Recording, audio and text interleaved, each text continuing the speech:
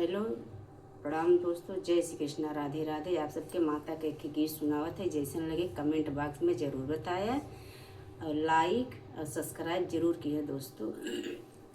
जय माता दी। अढ़उल के फुलवा में कवन गुण हो, माई गईलू लो भाई। बेली के फुलवा में कवन गुण हो, माई गईलू लो भाई।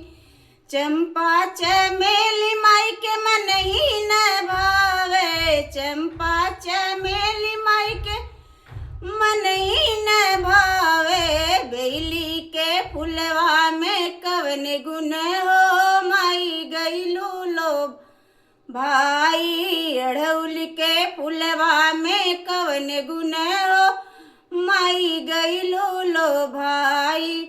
महल दू महल माई के मन ही न भावे, महल दू महल माई के मन ही न भावे। टूटई झोपड़िया में कवन गुण हो, माई गईलू लो भाई। टूटई मड़ैया में कवन गुण हो, माई गईलू लो भाई। अढ़उल के फुलवा में कवन गुण हो, माई गईलू लो भाई।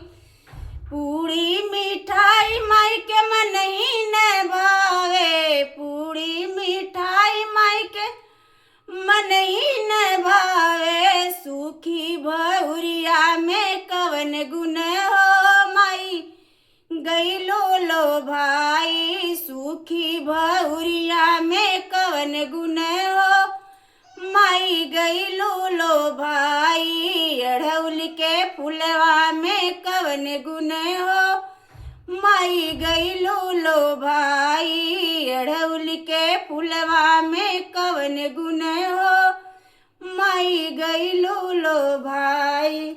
जय माता दी।